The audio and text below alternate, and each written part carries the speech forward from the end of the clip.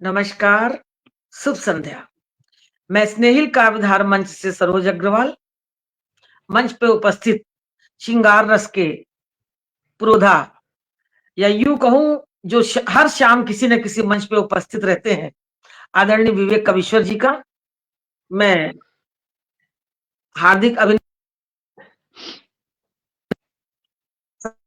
सर्वप्रथम इस मंच के संरक्षक मेरे ठाकुर से मंच पे पग रखने की आज्ञा चाहती हूँ और उनको हृदय में बसाकर ये कार्यक्रम प्रारंभ करना चाहती हूँ और माँ वीणा पाणी के चरणों में एक पुष्प अर्पित करती हूँ कि वरदे वीणा वादनी वरदे, प्रिय स्वतंत्र रहो अमृत मंत्र नो, भारत में भर दे, वाह वरदे वीणा वादनी वरदे।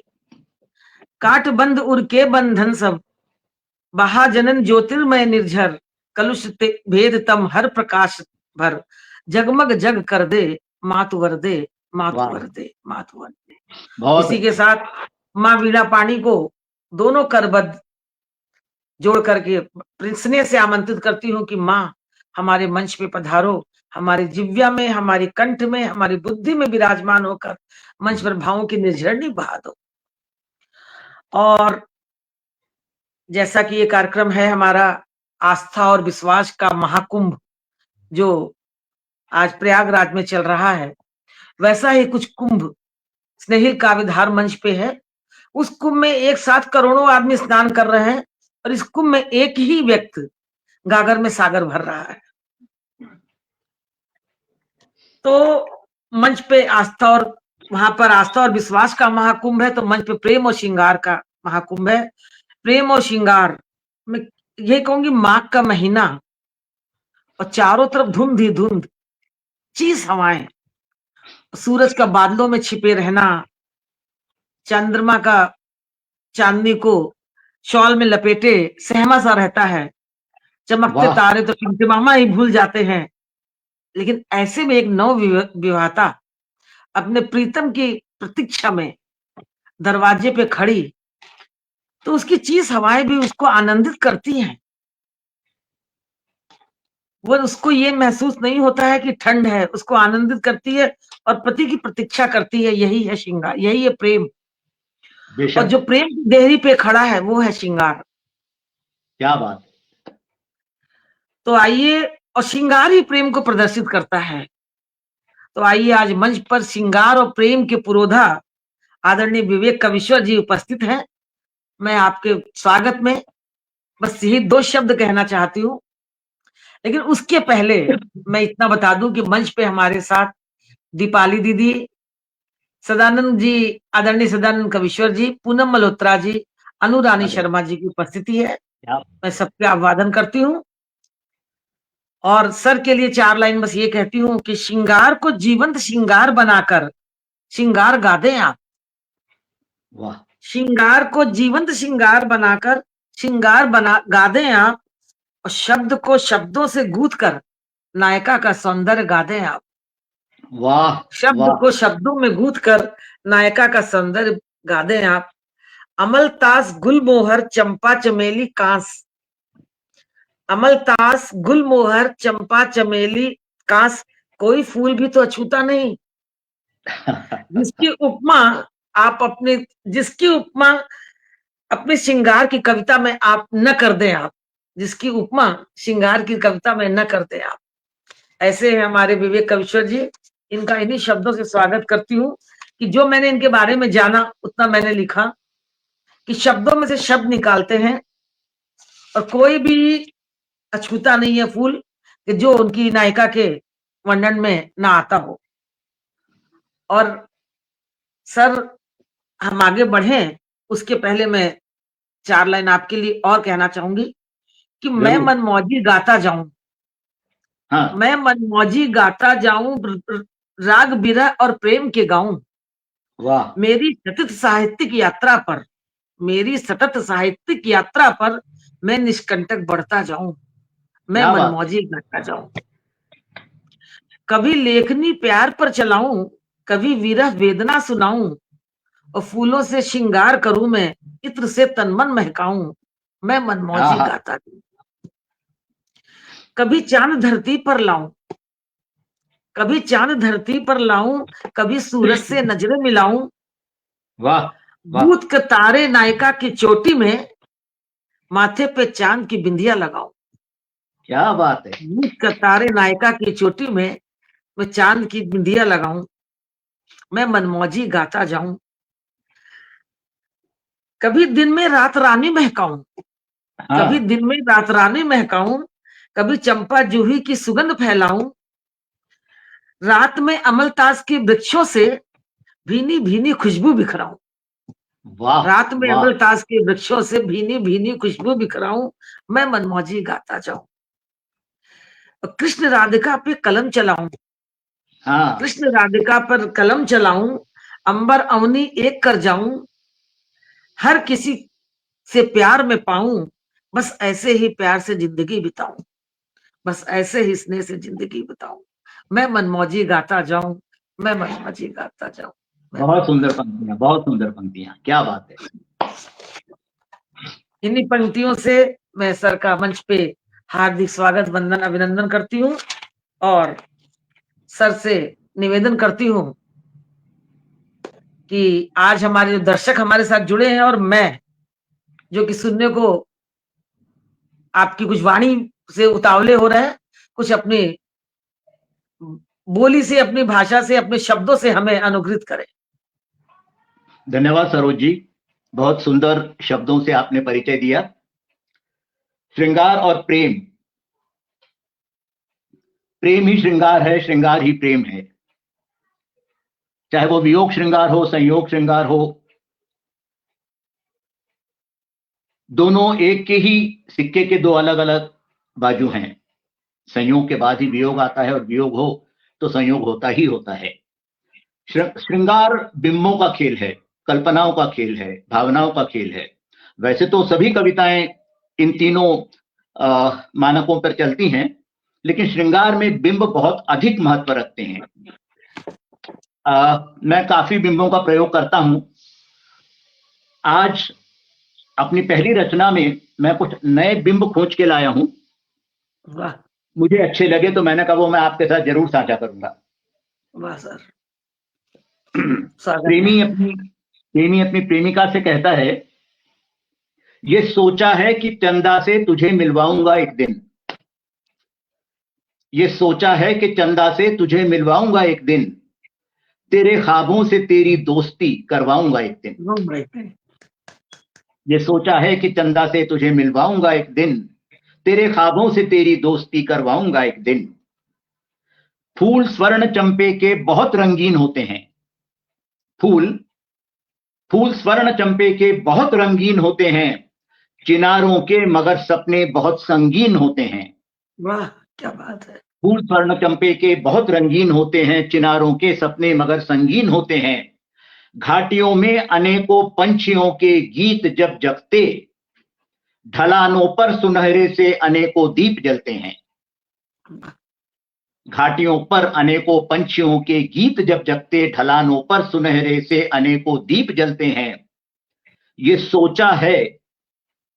सोचा है कि दीपों से तुझे उजलाऊंगा एक दिन, ये सोचा है कि दीपों से तुझे उजलाऊंगा एक दिन, तेरे ख्वाबों से तेरी दोस्ती करवाऊंगा एक दिन। और यौवनांगी तितलियों का प्रेम फूलों पर उतरता है, यौवनांगी तितलियों का प्रेम फूलों पर उतरता है, तब गीली धरा पर विचरने हर जुगनू मचलता है। क्या बात है, कमा कभी यौवनांगी तितलियों का प्रेम फूलों पर उतरता है, तब गीली धरा पर विचरने हर जुगनू मचलता है। सुहागन शाम के जूड़े में सूरज कुल बुलाता है, वाह, क्या बात है सर। सुहागन शाम के जूड़े में सूरज कुल बुलाता है, किसी ऐसे ही मौसम में प्रणय का फूल खिलता है, किसी ऐसे ही मौसम में प्रणय का फूल खिलता है। सोचा है तुझे दे जाऊंगा ये फूल एक दिन, सोचा है तुझे दे जाऊंगा ये फूल मैं एक दिन, तेरे ख्वाबों से तेरी दोस्ती करवाऊंगा एक दिन। क्या बात है। इशारे गुलमोहर के बादलों की राह पर बिखरे,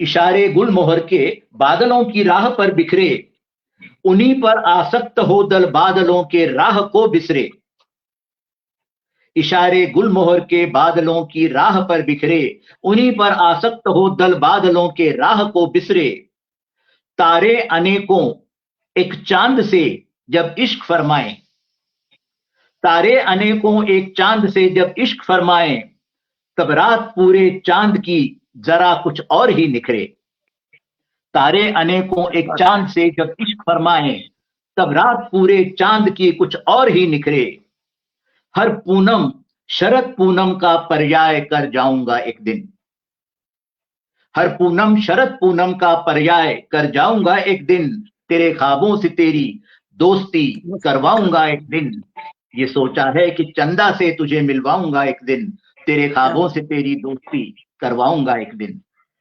बहुत यही श्रृंगार है। कहते हैं ना, कवि की कल्पना का कोई अंत नहीं है। कितने सुंदर श्रृंगार में आपने जड़ दिया। मैंने गलत नहीं कहा कि मैं एक मनमौजी गाता जाऊं, कभी श्रृंगार तो कभी प्यार के गीत सुनाऊं। कहाँ से लाते हैं श्रृंगार सर पता नहीं, ये कल्पना ही है। श्रृंगार एक ऐसी रसधारा है सरोज जी, अगर आपको बस उसमें उतरना है, अगर आप उसमें उतर गए और अपने आप को उसमें झोंक दिया, फिर श्रृंगार आपको बहाता है, आपको कुछ नहीं करना। लेकिन सर एक बात मैं पूछूं जी, एक प्रेम जो है जी, वो एक निश्चल मन में रहता है। हम्म, प्रेम रहेगा तो ही आप श्रृंगार की बातें कर पाएंगे, लिख पाएंगे। और मुझे लगता है श्रृंगार भीतर से उपजता है।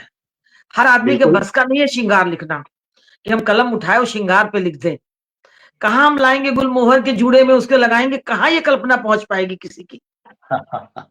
वो फूल तुम्हें दे जाऊंगा, तो ये उसके ऊपर वाले की कृपा होती है। और हृदय में बिल्कुल, प्रेम का सागर लहराता है, बेशक, अमृत लहराता है, उसकी तो तब कभी जाके नहीं। श्रृंगार लिखा जाता है।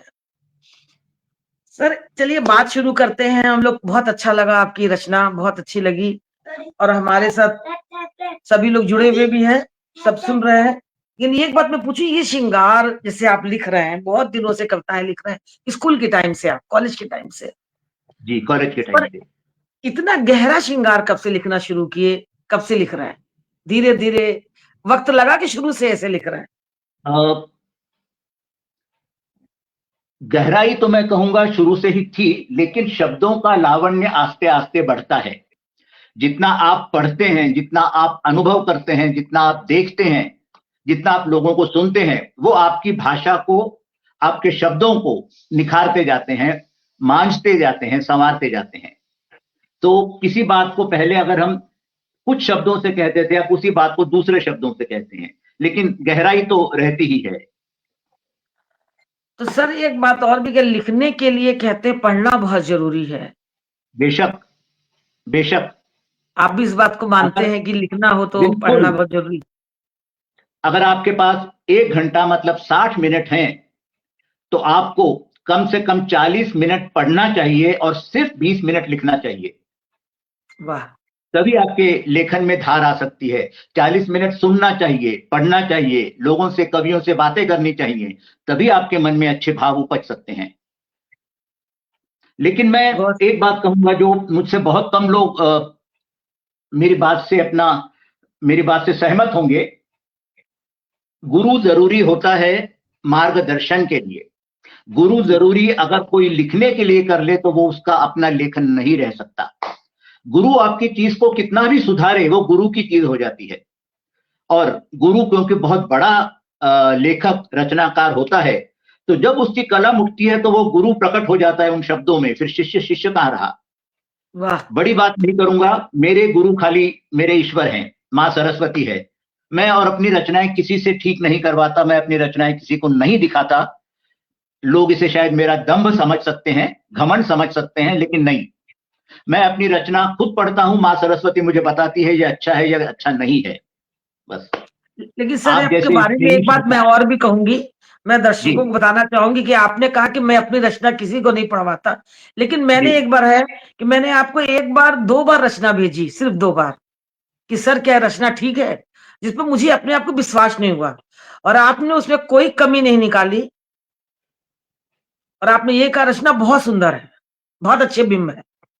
मैं समझती रही कहाँ ये रचना अच्छी लगी, सर ने कह दिया, फिर मैंने कह दिया जब आपने कह दिया रचना अच्छी है तो मैंने इसको पोस्ट कर दिया। तो ये चीज अच्छी है कि आपने कभी गुरुत्व दिखाया भी नहीं ना, कि नहीं ये रचना में ये चीज ठीक नहीं है, सो काट दो, सो कोई कंपटीशन तो है नहीं। मैं एक बात मानता हूं सरोज जी, लिखना, रचना, कविता, कुछ भी उस कवि की अपनी संतान है, उस कवि की अपनी निजी संपदा है। मैं कौन होता हूं उसमें यह हस्तक्षेप करने वाला? और मुझे नहीं पता उसने किस दृष्टि से लिखा है उसे। अगर आप कहती हैं कि शाम सुहागन है और मैं को नहीं नहीं शाम तो विधवा जैसी है, तो ये मेरी गलती है। आपके आपकी दृष्टि में क्या है शाम, ये तो आप ही जान सकती हैं। और फिर रचना, बच्चा कैसा भी हो, काला हो, काना हो, लंगड़ा हो, अंधा हो, लूला हो, उसकी मां को कभी नहीं अच्छा लगता कोई उसे कहे कि तुम्हारा बच्चा तो काला है। बच्चा मां को दिल से भी प्यारा होता है। सच में सर, मैं इस कविता बात को हृदय मानता से हूं। जन्म लेती है। बच्चा बिल्कुल, पेट से जन्म लेता है, कविता हृदय से जन्म लेती है। क्योंकि अगर कविता में हृदय न दिया जाए तो कविता कविता नहीं बन पाती है। हो ही नहीं सकती, हो ही नहीं सकती, बेशक। बहुत सुंदर, और आपकी बात को मुझे बहुत अच्छा लगा कि मुझे दूसरों की कविता को काट छाट करने की जरूरत क्या। कुछ लोग कहते हैं मैंने आपकी रचना ठीक कर दी और उन्होंने ठीक करके डाल दी। अरे भाई, मेरी रचना को आपको अधिकार किसने दिया ठीक करने का? बेशक, ये चीज हुआ है। बिल्कुल। लेकिन अगर मैंने पूछा है किसी से तो मेरा इच्छा है कि आप मेरी कविता को ठीक करो अगर कहीं गलत है तो। उसका उस केस में उस आदमी को आपको एक या दो खाली ऐसी चीजें बचानी चाहिए जो उसे व्याकरण की दृष्टि से, लेखन की दृष्टि से गलत लगती हो, लेकिन वो आपके भाव को अगर सुधारना चाहे तो ये गलत है। भाव आपका अपना है, भाव आपकी मिल्कियत है।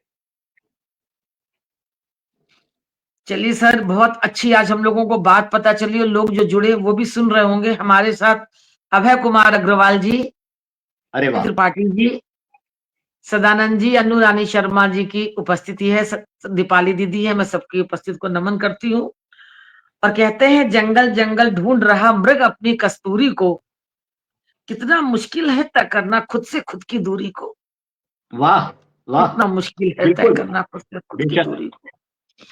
तो मैं यही कहती हूँ कि आप बहुत दूर चल के आज यहाँ तक पहुंचे हैं। एक सतत यात्रा आपने साहित्यिक की है जो आज जी, यहाँ इस मुकाम पे है। तो लेखनी तो वजन होगा ही होगा, क्योंकि जितना हम लिखते हैं, जितना हम पढ़ते हैं, हमारा वजन होता जा रहा है। तो चलिए, आज मैं ज्यादा बहुत बातें नहीं करूंगी, लोग सुनने को उतावले हो रहे हैं। सदानंद कविश्वर जी लिखते हैं कि रचना में व्याकरण सुधारा जा सकता है, भाव नहीं। जी बेशक, सर, बिल्कुल बिल्कुल। बहुत सही।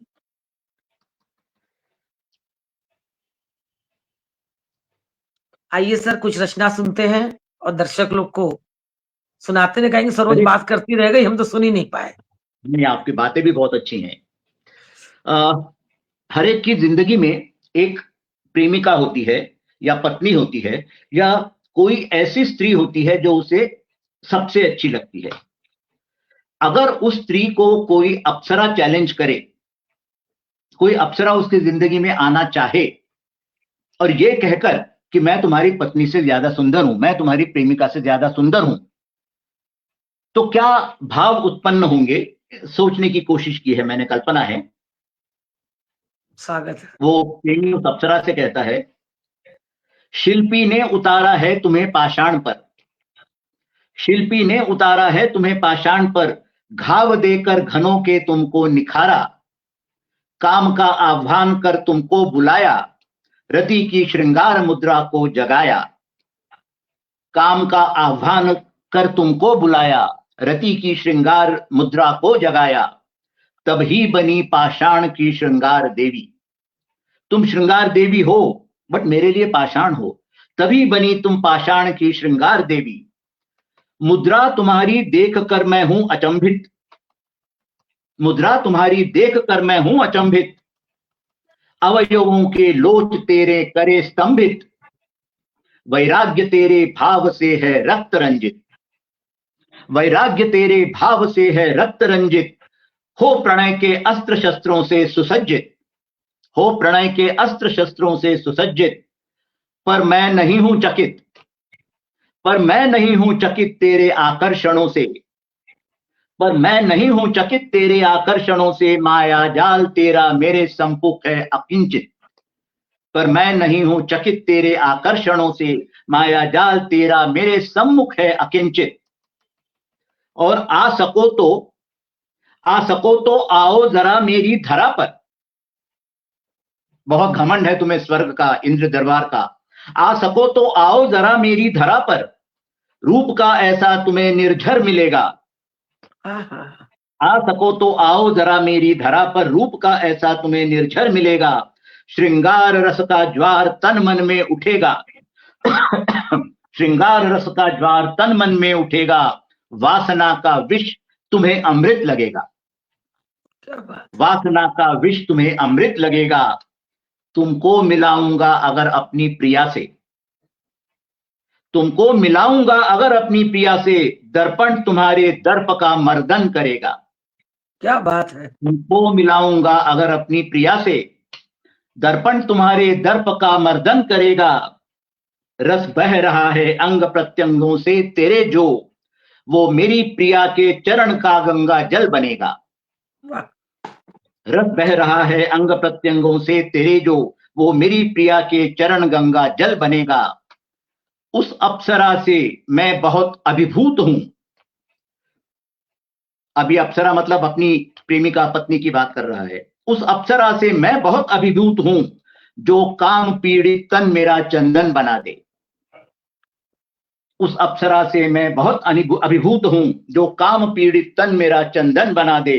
वासना गहरा सरोवर वो पाताल गंगा, तू वासना गहरा सरोवर वो पाताल गंगा, श्रृंगार के रोमांच को पूजा बना दे। श्रृंगार के रोमांच को पूजा बना दे, और मानव शिल्प से पाषाण का श्रृंगार कर दे। उस मानवी अप्सरा से अभिभूत हूं मैं, उस मानवी अप्सरा से अभिभूत हूं मैं। बहुत सुंदर रचना। मैं तो पहली बार सुनी हुई रचना आज मंच पे।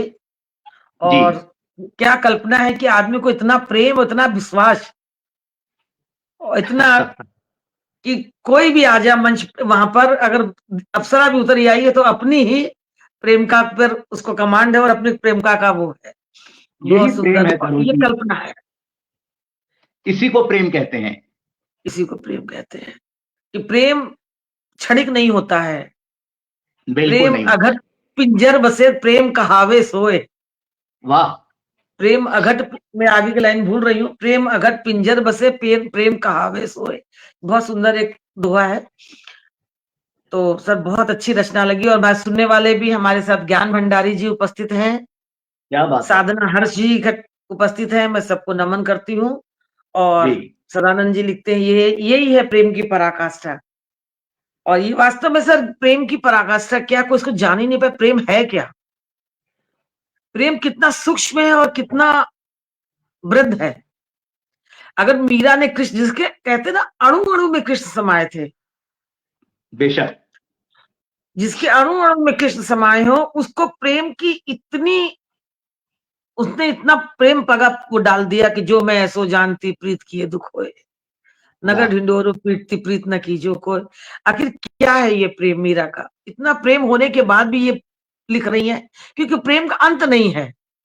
मुझे लगता है शायद जैसे आपकी रचनाएं जो आप सुनते हैं तो लगता है प्रेम का अंत नहीं है, श्रृंगार का अंत नहीं है। श्रृंगार पे कुछ भी लिखा जा सकता है, कितना गहरा लिखा जा सकता है। कवि की कल्पना कहां तक जा सकती है।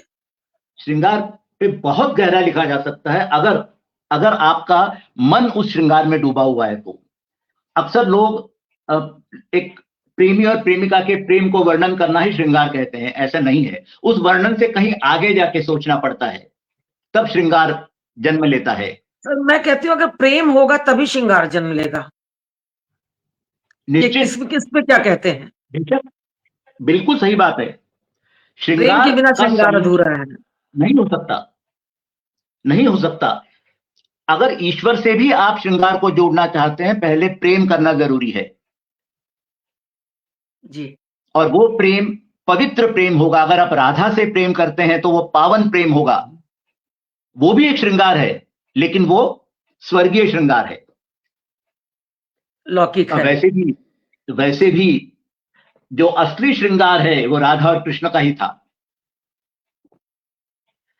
लेकिन सर उसका लौकिक जगत का जो श्रृंगार हम लिखते हैं, आप लिखते हैं, और अलौकिक जगत का श्रृंगार, आखिर श्रृंगार तो एक ही है, प्रेम तो एक ही है, बस उनके जैसा प्रेम कोई कर नहीं सकता, राधा कृष्ण जैसा प्रेम या मीरा जैसा कृष्ण प्रेम कोई कर नहीं सकता।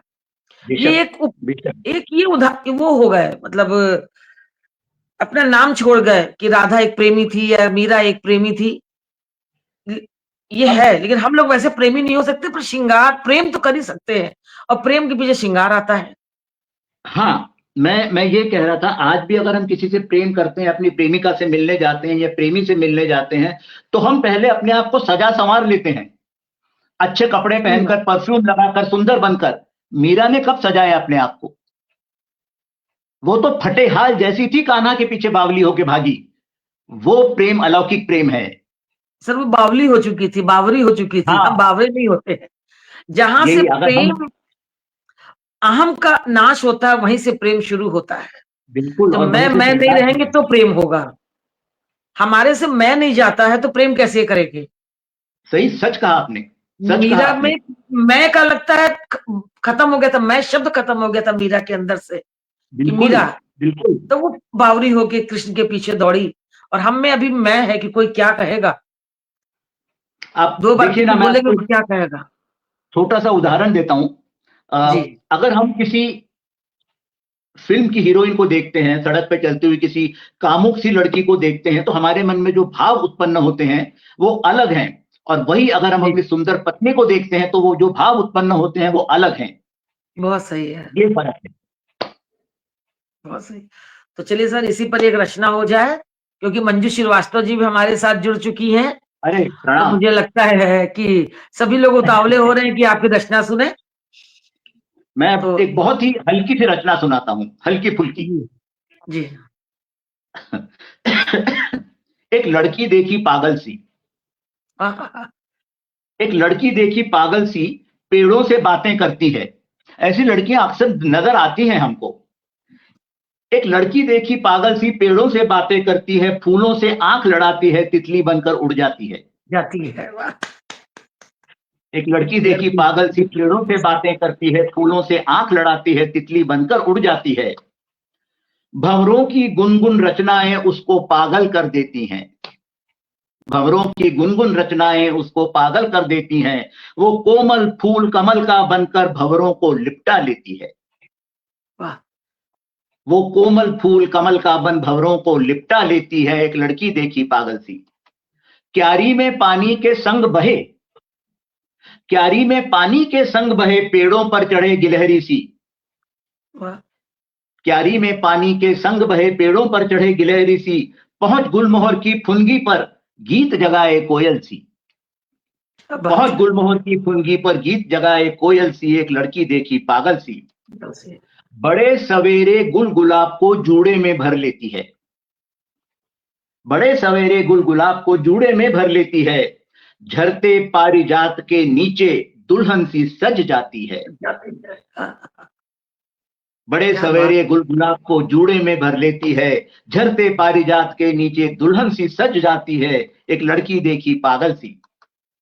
कोरी कोरी गोरी और मुलायम, कोरी गोरी और मुलायम हथेलियों को फैलाकर, कोरी गोरी और मुलायम हथेलियों को फैलाकर, खिले मोगरे उन धरती पर मन ही मन कुछ शर्मा कर। एक लड़की देखी पागल सी। उन्मुक्त झर रहे सावन में, उन्मुक्त झर रहे सावन में आंचल को अपने फेंक कही। एक होता है चुनरी को तह लगा के रखना है, फेंक दिया। उन्मुक्त झर रहे सावन में आंचल को अपने फेंक कही, खुद पानी सा बनकर बहती, हरी घास पर यहीं कहीं। उन्मुक्त झर रहे सावन में आंचल को अपने फेंक कहीं, खुद पानी सा बनकर बहती, हरी घास पर यहीं कहीं। एक लड़की देखी पागल सी। शरद माह की पूनम जैसे कुछ उसको बौरा जाती है। शरद माह की पूनम जैसे कुछ उसको बौरा जाती है, मीठे दूध सरीखी मीठी खुद ही वो बन जाती है। हाँ, मीठे दूध सरीखी मीठी खुद ही वो बन जाती है, एक लड़की देखी पागल सी, मैं उससे नेह लगाता हूं, मैं उससे नेह लगाता हूं, वो मुझको धता बताती है। मैं उससे नेह लगाता हूं, वो मुझको धता बताती है, मैं जब उससे मिलना चाहूं, वो गलत पता बतलाती है। हाँ, क्या बात मैं है। उससे नेह लगाता हूं, वो मुझको धता बताती है, मैं जब उससे मिलना चाहूं, वो गलत पता बतलाती है, एक लड़की देखी पागल सी। अंतिम पंक्तियां हैं, मुझको पागल कर जाती है। पागल होना प्रेम का, प्रणय का या श्रृंगार का पहला कदम है। मुझको पागल कर जाती है, मुझको मुझसे हर लेती है। मुझको पागल कर जाती है, मुझको मुझसे हर लेती है, फिर मुझसे ही हो जाती है, फिर मुझसे ही हो जाती है, मुझको खुद सा कर लेती है। क्या बात फिर है। मुझसे ही हो जाती है, मुझको खुद सा कर लेती है, एक लड़की देखी पागल सी। मतलब कुछ बोलने लायक ही नहीं, निशब्द हूं सर मैं। और जो हमारे लोग बोल रहे हैं वो मैं बोल देती हूँ। सबने जी आप ही की बात को दोहराया है। अभय जी लिखते हैं बहुत सुंदर, उन्मुक्त झर रहे सावन के, सब आपके शब्दों को सबने लिखा है कि गलत पता बतलाती है, मुझको ही मुझसे हर लेती है। वाह क्या बात। पूनम जी लिखती है, सदानंद भैया लिखते हैं बहुत खूब। सर वास्तव में कहा जाए तो मैं गलत शब्द नहीं बोलती हूँ श्रृंगार रस के पुरोधा, क्योंकि श्रृंगार रस सबके होठों पे नहीं सजता है। इसको लिखने के लिए, इसको लिखने के लिए खुद से इश्क भी बहुत जरूरी है। वो सबसे जरूरी है। नहीं तो मैं हम लिख नहीं सकते हैं, श्रृंगार को तो नहीं लिख सकते, वीर रस गुस्से में लिख सकते हैं, पर खुद से इश्क करना बहुत जरूरी है। तो एक बात और होती है, चाह मिटी चिंता मिटी मनुआ बेपरवाह।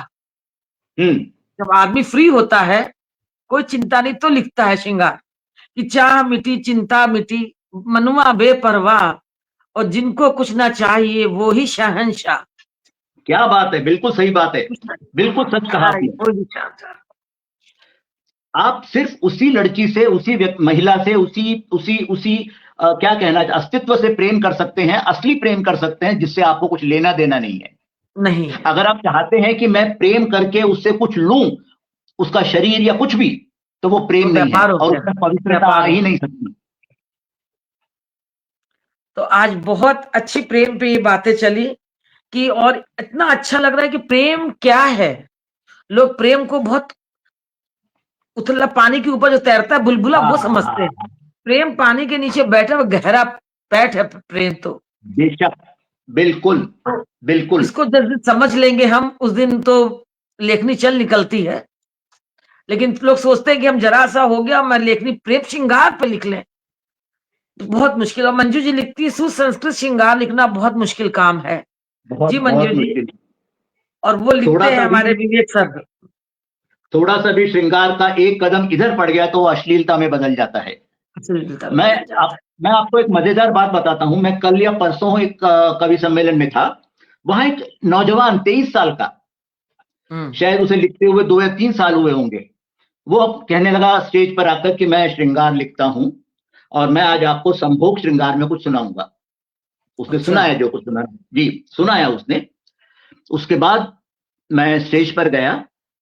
मैंने कहा मैं इस बच्चे को ही नहीं, यहाँ जितने लोग उपस्थित हैं सबसे, ये खास तौर से जो बहुत कम उम्र के हैं, उनसे एक बात कहना चाहूंगा। आप सिर्फ वियोग और संयोग श्रृंगार तक ही अपने आप को सीमित रखिए। ये विप्रलंब श्रृंगार जो है, या संभोग श्रृंगार है, ये बहुत ऊंची चीज है। इसे लिखना इतना आसान नहीं है। मैं 40 साल से श्रृंगार लिख रहा हूं, लेकिन आज तक मैंने भी लिखने में कभी सफलता नहीं पाई। और मैं कहा तुम तो 23 साल के हो, इस चक्कर में मत पड़ो, गलत रास्ते पे निकल जाओगे। क्योंकि आगे वो उसकी फिर मर्जी। विवश हो जाएगा, वो विभत्स विवश हो हो जाएगा, जाएगा, वो खुलापन बिल्कुल। ज्यादा हो जाएगा। जिस आपको आंखों में अमृत नजर आना चाहिए, सागर की गहराई नजर आनी चाहिए, वासना के दीप नजर नहीं आने चाहिए, तभी श्रृंगार बनता है। बहुत सही बात सर, बहुत अच्छा। आज श्रृंगार पे आज हमारा सार्थक हुआ कि प्रेम और श्रृंगार पे जो हम चर्चा कर रहे हैं, प्रेम क्या है और श्रृंगार क्या है। इस पे दोनों पे जो चर्चा चल रही है वो अद्वितीय है। मैं ये कहूंगी कि इससे अच्छा मौका नहीं मिलेगा कि कभी आपसे इतनी बातचीत हो सके 4 लोगों के बीच में, जो आज अकेले में कर पा रहे हैं।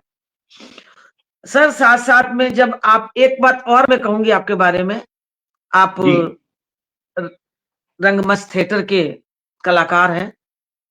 वहाँ पर जी हाँ भी श्रृंगार, देखिए बीच में फ़ोन आ जाते हैं तो फ़ोटो घूम जाती हैं।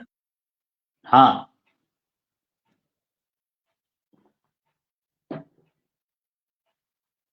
वो शायद फोन के कारण सरोज जी का लिंक टूट गया है, दोबारा एंटर होंगी अब वो। ये अक्सर होता है जब फोन पर कार्यक्रम आ गई चला गया सर वो आ करने गया से। जी। हाँ, मैं क्या बोल रही थी? मैं ये बोल रही थी रंगमंच कि के बारे में आप, हाँ? रंगमंच के हाँ, बारे जब में आप कह रहे रंगमंच पे जब आप करते हैं और किसी को भी प्ले करना होता है, चाहे थे। एक जी फीमेल में भी जाना पड़ता है, मेल में भी करना होता है, तो उसके लिए भी मुझे लगता है जब तक हृदय में प्रेम नहीं हो, भाव नहीं हो आपके अंदर, तो आप उस कैरेक्टर में घुस नहीं सकते हैं। तो कब कैसा मैंने महसूस होता है जब आप प्ले करते हैं तो? मैंने ऐसे नाटक किए हैं, बहुत नाटक किए हैं, श्रृंगार आधारित नाटक किए हैं मैंने काफी। कथा एक कंस की मैंने किया है, शाहजहां और मुमताज एक नाटक मैंने किया है, काफी शो किए हैं उसके। जब आप उस कैरेक्टर में उतरते हैं तो आपको दूसरे कैरेक्टर से, अगर मैं शाहजहां कर रहा हूं तो जो लड़की मुमताज कर रही है, मुझे मुमताज से प्यार होना चाहिए, ना कि उस लड़की से जो मुमताज बनी है। ये बहुत थिन मार्जिन है, जो इसको निभा सका वो एक्टिंग कर पाता है, जो नहीं निभा सका वो कभी एक्टर नहीं बन पाता। आप सीन कीजिए, सीन में अगर आप उसको बाहों में लेना चाहते हैं, उसका हाथ पकड़ना चाहते हैं, या आप उसी कमर में हाथ डालते हैं, जो ही सीन खत्म हो आप बाहर निकल आइए, फिर आप विवेक और वो XYZ, बहुत सही। जिसे ये करना आ गया वो वही, एक्टिंग भी कर लेकिन सकता है, उसके वही लिए भी एक्टिंग भाव, मन में भाव जब तक नहीं होंगे, दृढ़ता नहीं होगी, नहीं हम नहीं होगा, कर सकते। नहीं होगी। बिल्कुल उसे महसूस करना पड़ेगा ये मुमताज है, तभी उसकी आंखों से प्रेम झलकेगा। बहुत सही बात कही सर। मतलब प्रेम भी करिए और प्रेम भी ना करिए, हाँ दोनों जैसे चीज है, यहाँ जैसे विरोधाभास ले आए आप। लेकिन चलिए सर, इस पे बहुत लंबी बात करेंगे। मंजू जी बोलती है तब तक सर आप एक रचना सुनाए, लोग उतावले हो रहे हैं आपकी रचना सुनने के लिए। मंजू जी, चलिए आपकी फरमाइश पूरी होती है और सर को ले चलती हूँ मैं रचना की तरफ। सर एक रचना आप मधुशाला सुनाते हैं, हाँ मैंने जी, एक बार सुनी थी, आप गोरखपुर आए थे तब। सुनाई थी मैंने। अगर आपके पास वो हो तो कभी मैं भी हाँ तब हाँ, तक क्यों उसको नहीं, सुनना चाहेंगे हम लोग। बिल्कुल बिल्कुल, मैं उसके कुछ रुबाइयां सुना देता हूँ मधुशाला की। जी जी जी। पूरी मधुशाला तो काफी लंबी है। हाँ अ, हाँ। दरअसल जब मैं कॉलेज में था, फाइनल ईयर में, उस टाइम मैंने हरिवंश राय बच्चन जी की मधुशाला पढ़ी। और एक सेकंड मुझे दीजिए।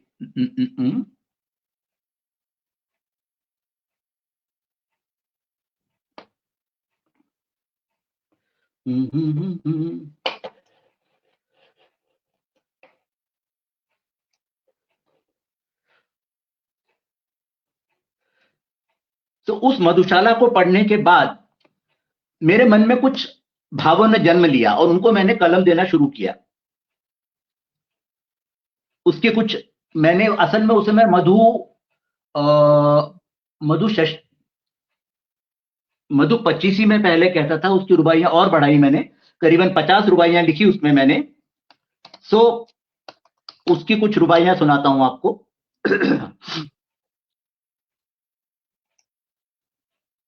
नयन तेरे मदिरा के घट हैं, अधर तेरे मद का प्याला।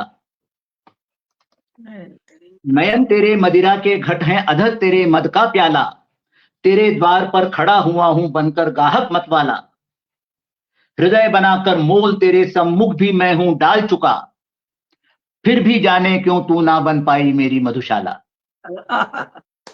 फिर भी जाने क्यों तू ना बन पाई मेरी मधुशाला। तेरी आंखों की मदिरा के रस में मैं हूं डूब चुका।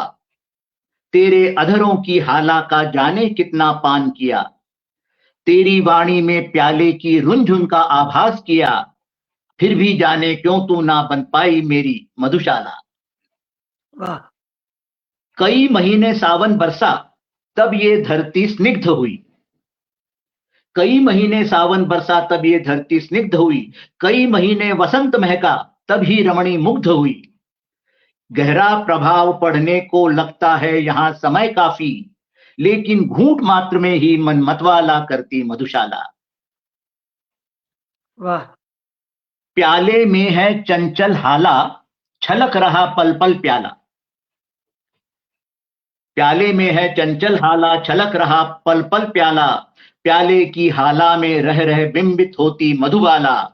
मधुबाला की श्वासों से है टपक रही सुरभि हाला। उस सुगंध की गंध लिए अब महक रही है मधुशाला। वाह, क्या शब्दों की उपमा दिया है, क्या शब्दों को बैठाया है। मधुशाला की मादकता में मधुबाला का रूप भरा। मधुशाला की मादकता में मधुबाला का रूप भरा। मधुशाला की रुनझुन से प्यालों का चुंबन नाद झरा। जब बैठा मधुशाला में मन जाने क्या सोच रहा। जब तक तू साकी ना बनकर आई सूनी मधुशाला।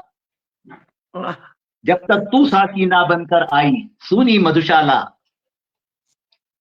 और मदिरालय में प्रेमी आए हाला के बन मतवाले। मदिरालय में प्रेमी आए हाला के बन मतवाले। उनकी आंखों में उतरी मधुबालाएं बनकर प्याले। सबको छूकर होठों से वो कर जाती हैं मतवाला। कानों में चुपके से कहती सुन लो ये है मधुशाला। कानों में चुपके से कहती सुन लो ये है मधुशाला। 3 रुबाइयां और सुनाऊंगा बस, है तो बहुत लंबी है। यौवन धरता जब कोई तो लगे प्रेयसी मधुशाला। यौवन धरता जब कोई तो लगे प्रेयसी मधुशाला। जीवन का दूजा पड़ाव कर्तव्य बने तब मधुशाला। जीवन जब ढलने लगता है ईश भक्ति का नशा चढ़े। जीवन जब ढलने लगता है ईश भक्ति का नशा चढ़े। हर पड़ाव पर जीवन के है रूप बदलती मधुशाला। हर पड़ाव पर जीवन के है रूप बदलती मधुशाला। मैं हिंदू हूं तू मुस्लिम है पानी अपना अलग अलग। मैं हिंदू हूं तू मुस्लिम है पानी अपना अलग अलग। धर्म ग्रंथ सब अलग अलग हैं रस्ते अपने अलग अलग। तू नमाज में उसको पाता। तू नमाज में उसको पाता तो हरि भक्ति है मेरी। तो हरि भक्ति बस मेरी है। सब कुछ अपना अलग अलग पर एक रही है मधुशाला। सब कुछ अपना अलग अलग पर एक रही है मधुशाला। और 1 रुबाई में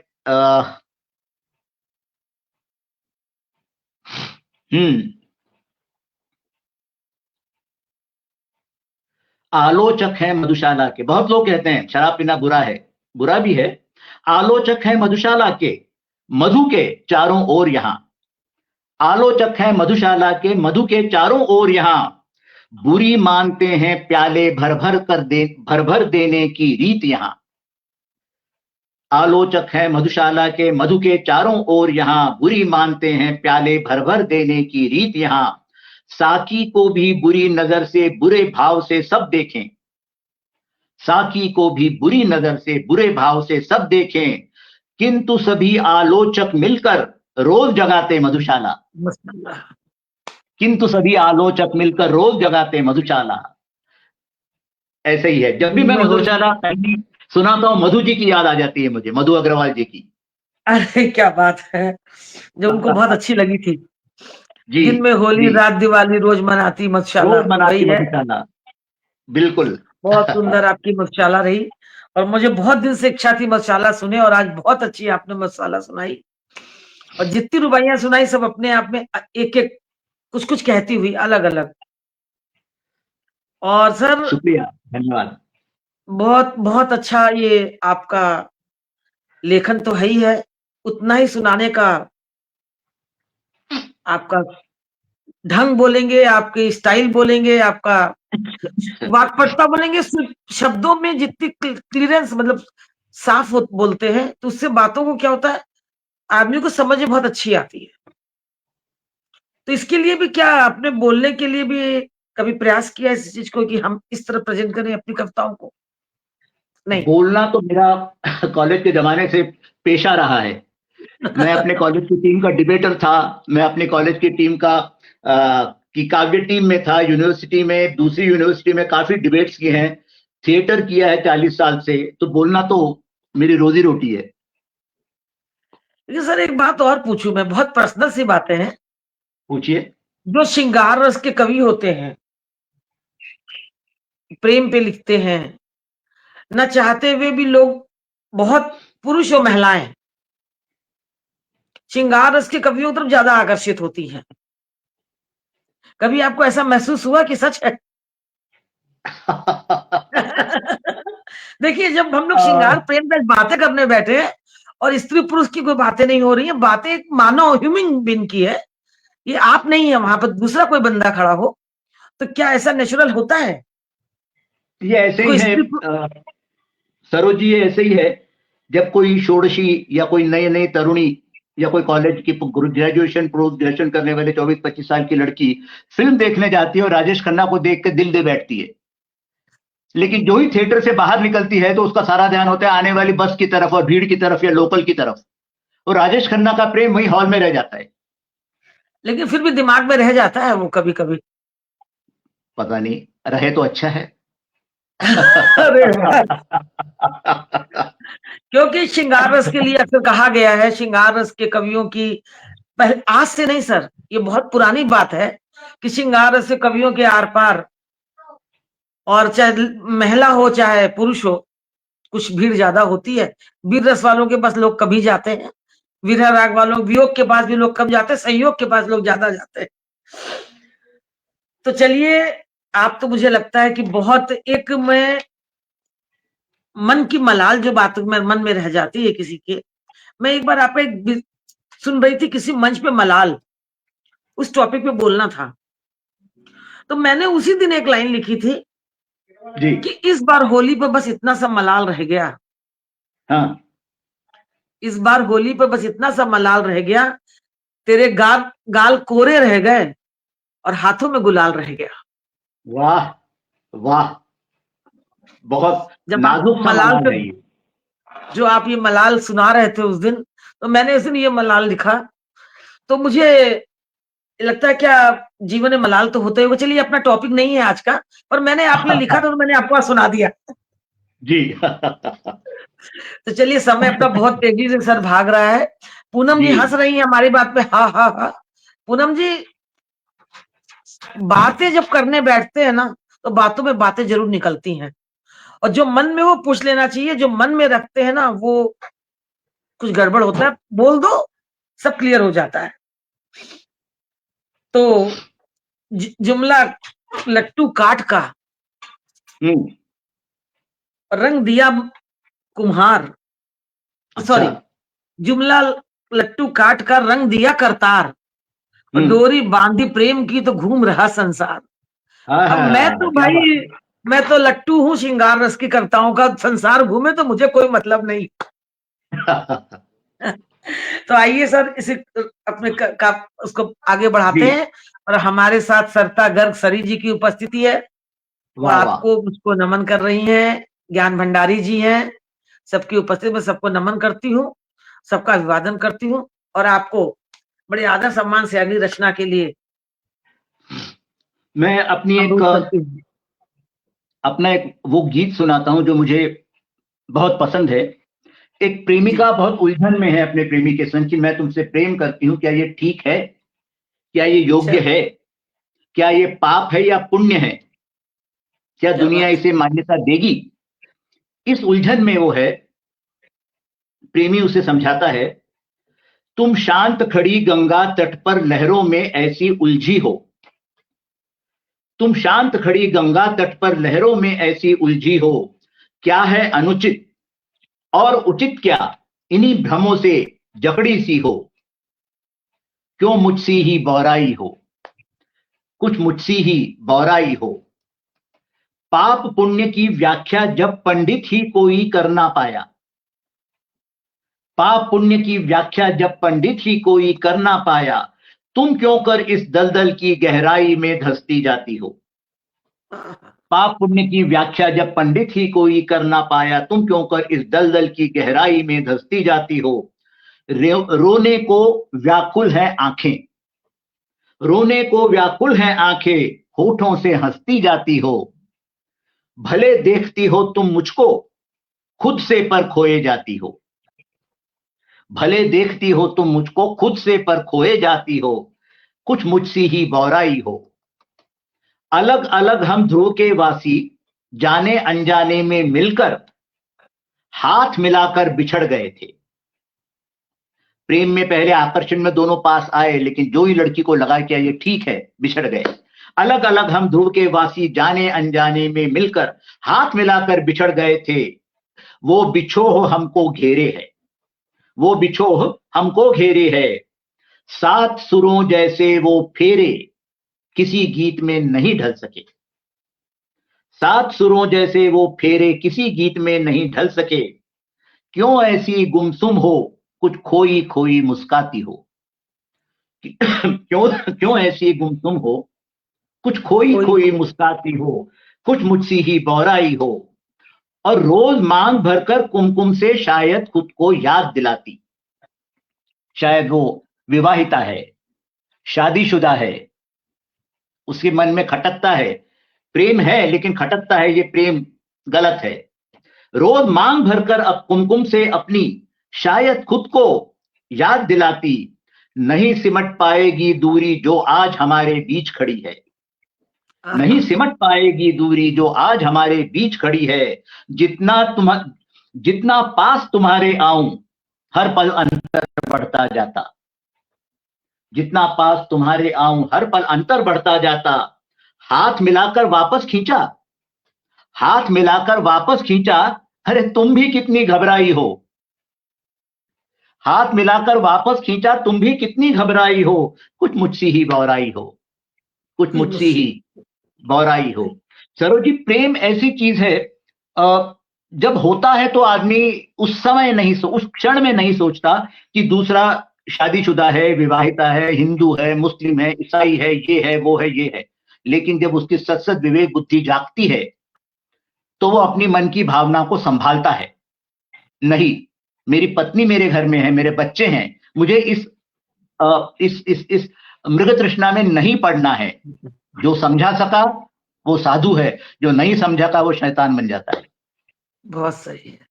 प्रेम के रूप बहुत अच्छा है, प्रेम बहुत अच्छा भी है और प्रेम बहुत गड्ढा भी है जो आदमी को गर्त में गिरा देता है। बिल्कुल सही कहा आपने। सर, वो प्रेम नहीं होता होगा, मुझे लगता है प्रेम कभी किसी को नीचा नहीं दिखाता है। कुछ और भावना होती होगी जो आदमी को नीचा दिखाती है। प्रेम तो आदमी चुपचाप भी कर सकता है, तभी मैंने कहा किसी से स्नेह है। बिल्कुल, अगर किसी से प्रेम हुआ तो कोई जरूरी है उसे बचाना। हाँ, प्रेम एक तरफा भी तो होता है। बिल्कुल होता है, प्रेम और एक तरफा भी होता है। पूछता है, फिर उसको पूछता है, प्रेम नहीं करता तो पूछने लगता है। वो फिर उपासना बन जाती है, वो आप ईश्वर से मिल जाते हैं। जब आप ईश्वर से अपने घर में पूजा रोज करते हैं तो आपको क्या लगता है ईश्वर देख रहा है आपको? वो तो आपकी भावना है कि मैं ईश्वर को देख रहा हूं, ईश्वर मुझे देख रहा है। वैसे ही आप किसी को प्रेम करते हैं, कोई जरूरी नहीं उसे बताना। और कभी कभी बताया भी नहीं जाता है सर। अपने बच्चों, आप अपने बच्चों से ही प्रेम करते हैं तो क्या आप उसका मापदंड बताते हैं कि तुमसे मुझे कितना प्यार है? लेकिन सरोज जी, थोड़ी सी बात कहूंगा मैं, आपका बच्चा अगर कोई छोटा बच्चा जब होता है तो माँ उसे बार बार कहती है, मेरा लल्ला, मेरा लाडला, आजा ले। वो उसे दर्शाती है मेरा प्रेम है तुझसे। लेकिन वो जब किसी पुरुष से प्रेम करती है या पुरुष किसी स्त्री से प्रेम करता है, बोलने से पहले 50 बार सोचता है क्या मैं बोलूं। और कितने ही प्रेम संबंध ना बोलने के कारण हमेशा हमेशा के लिए खत्म हो जाते हैं।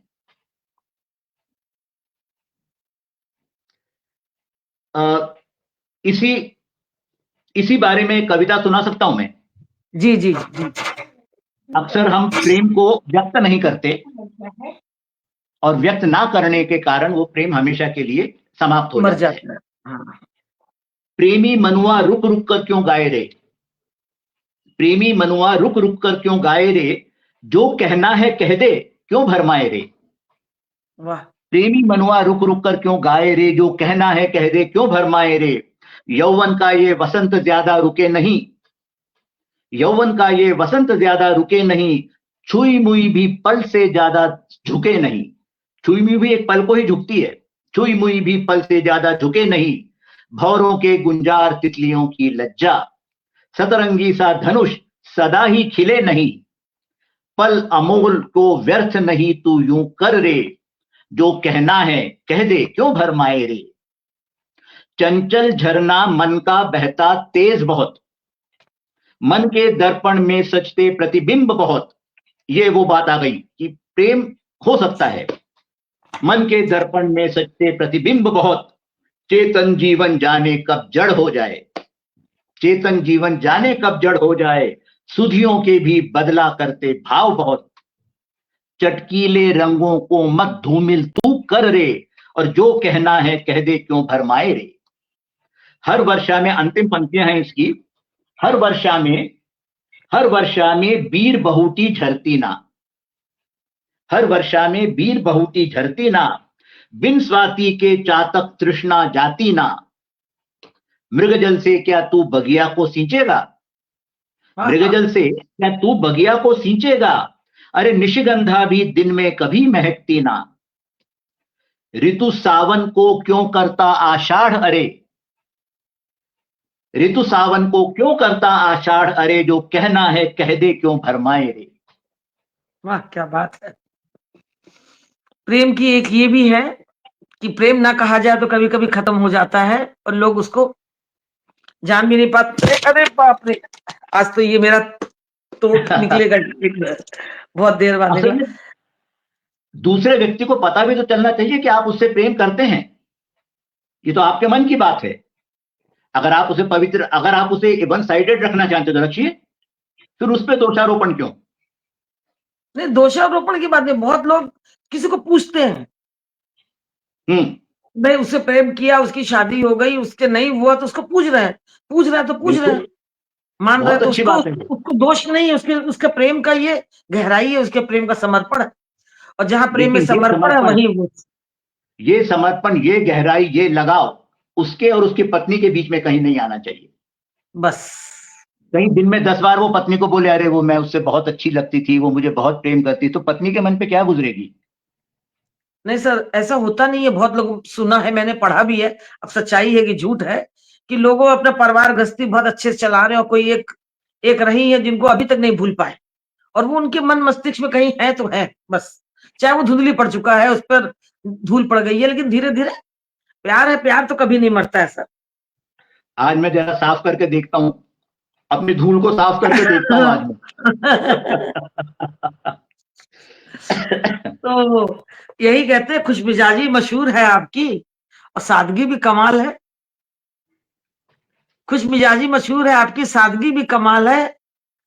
आप जितने गंभीर हैं उतने ही बेमिसाल हैं। अरे वाह, शुक्रिया, उतने ही बेमिसाल। सब आपका स्नेह है, सब आपका प्यार है, धन्यवाद सर, बहुत अच्छा लग रहा है। और हमारे साथ अब इस समय जुड़ चुकी हैं श्रेया वैष्णो जी।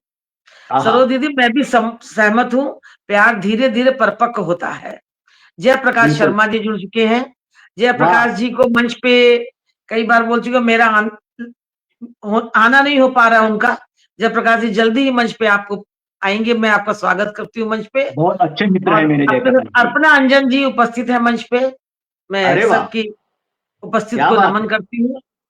और मैं चाहती हूँ कि इतने सशक्त लोग मंच पे सुनने आए हैं सर को, तो एक कविता तो सर और हो जाए, फिर हम विदा लें। ये आपने अच्छा किया, ये आखिर में बताया मुझे कि ये उपस्थित है, नहीं तो मैं कॉन्शियस हो जाता। अच्छा।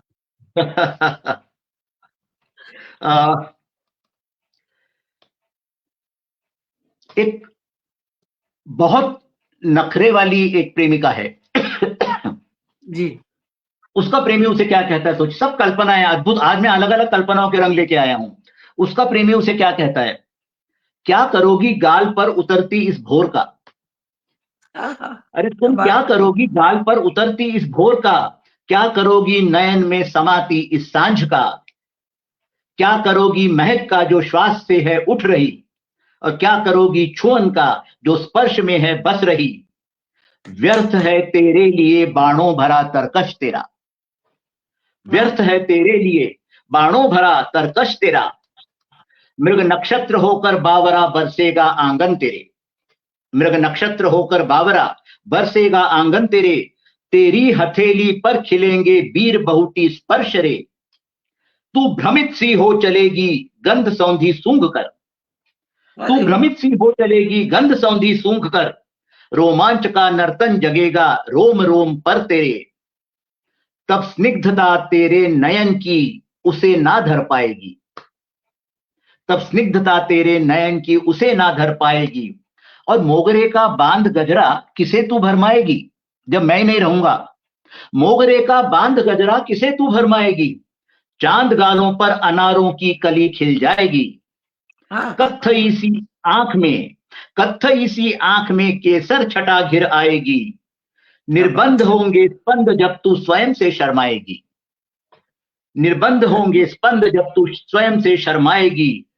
तब किसी संस्कार के धागे से ना बंध पाएगी, तब किसी संस्कार के धागे से ना बंध पाएगी। भावनाएं तरंगित होकर चलेगा जब काम शर, हर अंग में भर जाएंगे तेरे ये कंपन मनोहर। तब गंध का पर्याय होंगी ये तेरी काया मुखर, फिर द्वंद्व से भर जाएगा सखी तेरा ये तन विवर। तब प्यास भरकर पपीहे की तू कहीं गा उठेगी, तब प्यास भरकर पपीहे की तू कहीं गा उठेगी। पी कहां की जलन में, पी कहां की जलन में तू स्वयं ही जल जाएगी। अंतिम 4 पंक्तियां। बाणों भरा तरकश तेरा कुछ काम न आएगा, बाणों भरा तरकश तेरा तब काम कुछ ना आएगा।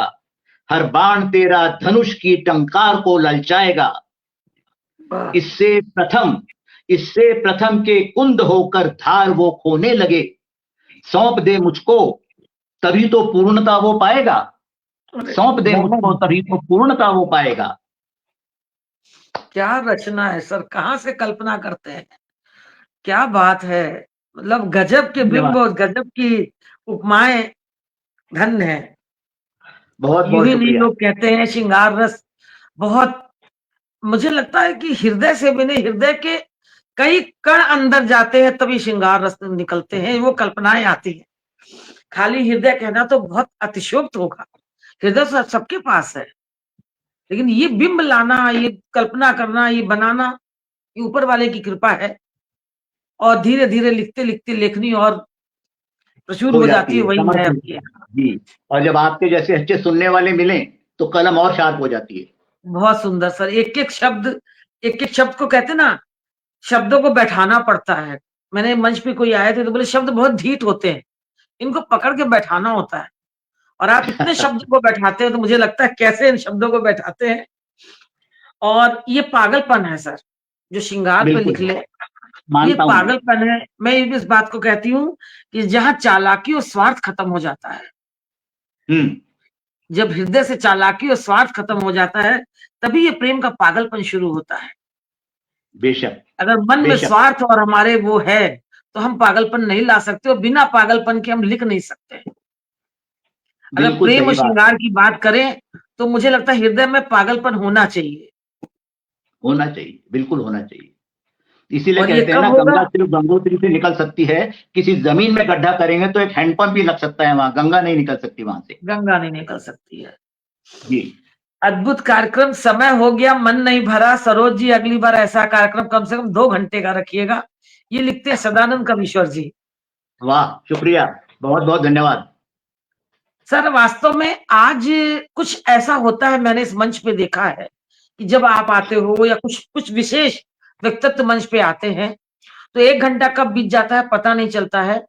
और कुछ ऐसी मेरे से संचालन होता है या कुछ ऐसी बातें मन से निकलती है कि उसमें कोई लुकाव छिपाव नहीं होता है। अगर मैंने पूछा है प्रेम के बारे में तो वो मन से पूछा, बिल्कुल सबको जानने के लिए पूछा कि जो स्वाभाविक है, क्योंकि प्रेम है क्या। हम प्रेम को प्रेम तो बहुत कहते हैं, प्रेम क्या है इसको नहीं जानते, ये बहुत गहरा है। तो आज आपने बताया प्रेम और श्रृंगार के बारे में, लोगों ने सुना और आगे भी लोग सुनेंगे इसको जब, और कई बार सुनेंगे लोग, मुझे ऐसी आशा है इस एपिसोड को लोग बहुत बार सुनेंगे।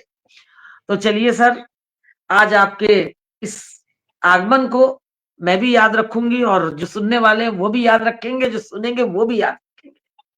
आपका सरोज जी, बहुत बहुत आभार जी। वैसे तो आपके पटल पर आना हमेशा ही बहुत आनंद दे जाता है, क्योंकि मुझे लगता नहीं मैं कहीं और जा रहा हूँ, ये मेरा ही घर है। सर आपका पटल नहीं है, मेरा पटल नहीं है, केशव का पटल हाँ, वही बोलिए और मैंने अपना कहा, पटल बोलिए, अपना ये पटल मेरा बोलिए। अपना हाँ घर है, अपना घर है। और हमेशा ही बहुत स्फूर्ति का अनुभव होता है, खुशी का अनुभव होता है, लेकिन आज कुछ तो अलग था।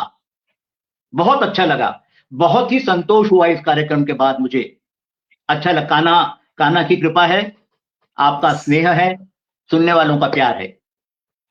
प्रणाम, तो सभी सुनने धन्यवाद। वालों को मैं बहुत बहुत नमन करती हूँ, अभिवादन करती हूँ उनका, और उनको धन्यवाद देती हूँ जिन्होंने मुझे ये मुझे नहीं सुनने आए, आदरणीय विवेक कविश्वर जी को सुन रहे थे। अरे इसलिए इसलिए मैं बहुत बहुत आभार व्यक्त करती हूँ आप सभी का, इतना कीमती समय दिया, और सर का विशेष आभार जो इतना प्यार लुटा के इस मंच पे जा रहे हैं, इतना स्नेह लुटा के जा रहे हैं, प्रेम और श्रृंगार की। तो सर बस एक ही बात कहूंगी जी, कि जिंदगी एक किताब है और गलती एक पन्ना। बेशक। अगर भूल से कभी चूक हो जाए तो पन्ना फाड़ दीजिएगा, किताब को मत छोड़ किताब में दीजिएगा। बिल्कुल सही बात, लाख रुपए की बात। इसी के साथ आप सबसे विदा लेती हूँ। धन्यवाद, जी, शुभ रात्रि, नमस्कार, शुभ रात्रि, नमस्कार, जय हिंद। जय हिंद।